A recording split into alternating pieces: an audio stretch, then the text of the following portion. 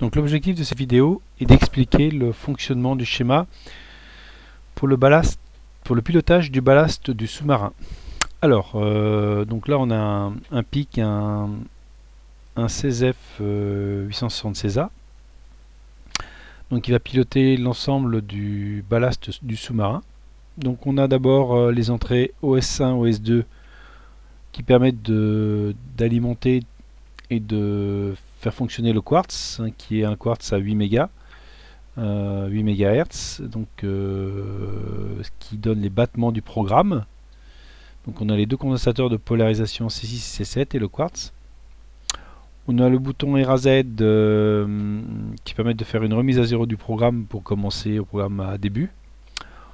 On a R1C1 qui est un RAZ à la mise sous tension automatique. Le programmateur Config Kit 2 qui permet de programmer le pic avec pic Kit 2. Le micro switch avec des LED qui permettent de simuler la réception des commandes pour le positionnement du moteur ballast. Donc on a de 0 à 15, donc on a 16 positions possibles. Donc on indique en binaire les valeurs des... En binaire, par exemple, si on a 1, 1, 1, 1, ça fait 15 en décimale. Donc 1, 2, 4, 8. 8 plus 4 plus 2 plus 1, ça donne 15 en décimale. Donc on a 16 positionnements du moteur ballast possible. Les condensateurs de maintien du VCC, au moins près, il faut en mettre un auprès du microcontrôleur. On a la LED D5 pilotée par RB5. RB5, justement, si RB5 est là, voilà. Donc quand la LED D5 clignote, ça veut dire que le pic est vivant, qu'il fonctionne. On a la sortie sens 1, sens 2 et PWM, ça permet de piloter le pont H qui pilote le moteur, 12 volts, moteur du ballast. Donc ça permet de connecter le positionnement moteur. Hall 1, Hall 2, permet de récupérer un niveau logique 0 quand le moteur, le vérin est complètement sorti ou il est complètement rentré. Donc deux positionnements avec deux capteurs RF et Hall, et bien sûr avec l'aimant associé. On a la tension batterie pour savoir quelle est la valeur de la batterie. Donc là on a une batterie 4 volts 2 au maximum, elle oscille entre 2,5 et 4 volts 2. Donc quand on est à 2,5, eh bien on peut générer une alarme qui n'est pas présente sur le schéma. Donc on peut rajouter une LED pour indiquer qu'il y a un problème batterie ou un buzzer.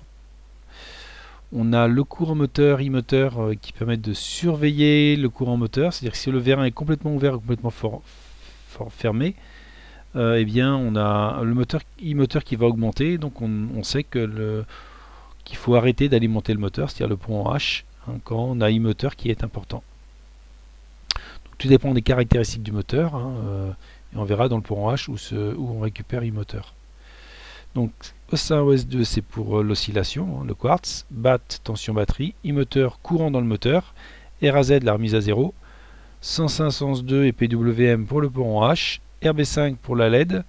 Il faudrait en rajouter une pour qu'on a un problème batterie, pour signaler qu'on est en défaut batterie, ou un petit buzzer pour sonner. PG6, PG7, ça c'est pour programmer. Hall 1, Hall 2, ça permet de récupérer l'état sorti ou complètement rentré du vérin, du vérin moteur. R6A 4, 5, 6, 7, c'est pour piloter les 16 positions de positionnement du vérin. Voilà. Alors au niveau des schémas, donc on va parler d'abord du chargeur QI. Donc ça c'est le connecteur QI qui permet d'amener du 5 volts ici. On a aussi une connexion USB pour si on n'a pas le connecteur QI pour charger la batterie. Donc on a, si on est chanté entre le 2 et 3, on charge la Q à 500 mA. Donc il est chargé à 500 mA par heure. 500 mA oui, par heure. Oui. On continue. Là on a le Max 1811 qui est le chargeur de batterie. Donc la batterie elle est où? Elle est connectée entre là et là. Donc là on a un interrupteur on-off qui permet d'alimenter le système, un interrupteur. Et là on a le potentiel batterie. Voilà. Donc batterie après va sur l'alimentation. Donc batterie, on a un step-up qui permet de fournir du 12 volts parce que le moteur choisi c'est un moteur 12 volts. Voilà, donc là on n'a pas le choix.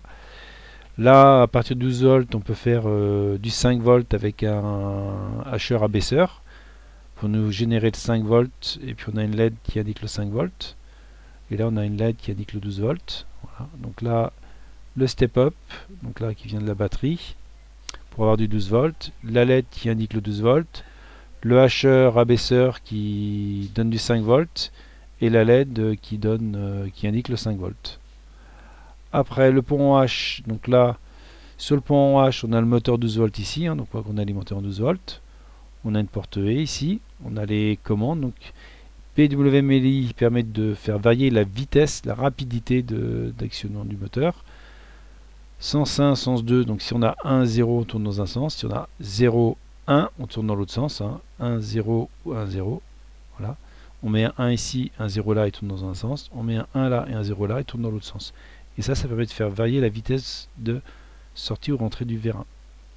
L'ADICA, c'est une résistance de pull down, c'est-à-dire si on n'a aucune commande ici, on bloque par un niveau logique 0 le pont H. Pour information, là c'est un transistor canal, c'est un transistor NPN. Là vous avez un MOS canal N, là un MOS canal P, là un transistor NPN et là un transistor PNP. Donc soit le moteur est alimenté comme ceci, tourne dans un sens, soit il est alimenté dans l'autre sens. Alors ce qu'on voit là, on a une résistance de 0,47 ohms, c'est-à-dire si on a un courant de 1 ampère qui passe dans le moteur, là on a une chute de tension de 0,47 volts. Donc ici, e-moteur, c'est ce qui est relié ici sur le microcontrôleur sur e-moteur. Voilà. Pont H, donc là on a les deux capteurs à effet Hall.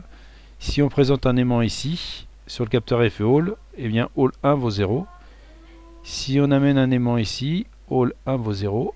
Donc ici on n'a pas d'aimant, Hall 1 vaut 5 volts. Voilà. Donc voilà pour l'explication du schéma. Voilà, bon courage.